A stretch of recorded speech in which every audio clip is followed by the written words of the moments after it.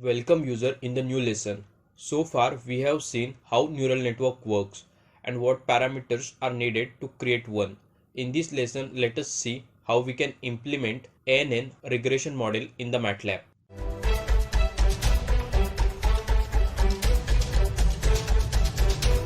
Importing of data follows initial commands. Importing of data would be done with the help of read table function.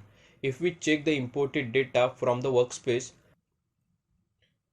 data shows information about cars. Data has 4 independent features and MPG as a target feature. Neural network accept information in the form of row vectors.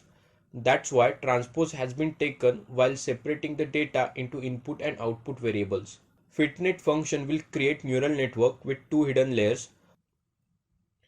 First hidden layer has 10 neurons in it and second hidden layer has 8 neurons in it. We can increase or decrease number of hidden layers and respective neurons based upon the need. The data is divided 70% for training. The remaining 15% will be utilized to confirm that the network is generalizing and to halt training before it becomes overfit. The remaining 15% will be utilized as completely independent network generalization test. If we train the network, training window will appear. The first section from the training window will give information about the number of input features, number of neurons in hidden layers, number of output features in the neural network. The second section will give default algorithm parameters. The third section will provide progress of neural network. By looking into the progress, we can conclude training stopped when the validation error increased for 6 iterations, which occurred at this much epoch. The plot section is quite interesting and informative section. Performance tag will provide information about the performance of validation, training and testing data. The performance is good if graph follows 3 points. First point is mean squared error would be less. The second point is the test and validation errors are both comparable, and the last point is where the best validation occurs.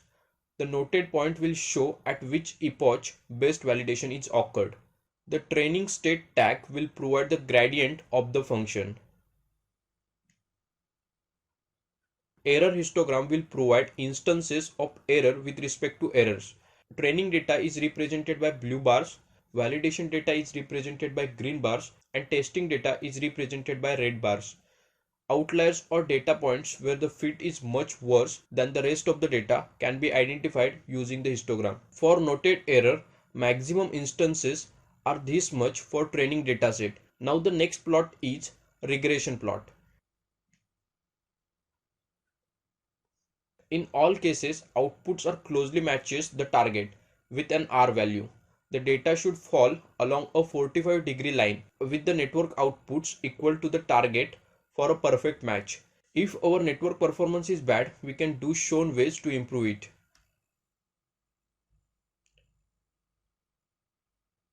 Do remember next sentence to achieve optimum performance of the neural network. Reduce the number of neurons if our training set performance is good but our test set performance is much bad, which could indicate overfitting. If our training results aren't up to par, we can improve by increasing the number of neurons.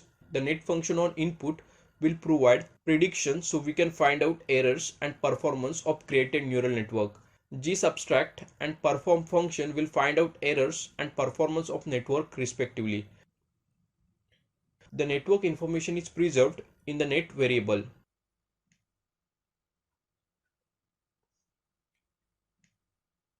Net.iw will provide 3 into 1 cell containing one input weight matrix.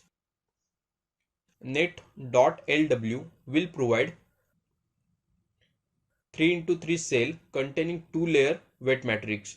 Net.b will provide 3 into 1 cell containing 3 bias vectors. The network is prepared. The default Leeuwenberg-Marquardt algorithm is used to train the network. Consider using Bayesian regularization or scaled conjugate gradient as the network training function for issues where Leeuwenberg-Marquardt does not yield as an accurate result as expected, or for massive data problems. net dot train FCN is equal to train BR, network will be changed to Bayesian regularization function. Net dot train FCN is equal to train SCG, network will be changed to scaled conjugate gradient function.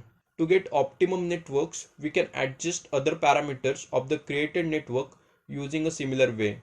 Because of the difference in initial condition and sampling, training numerous time will yield different results. This is how we can solve regression problem with ANN. In the next lesson, we are going to see classification problem in MATLAB.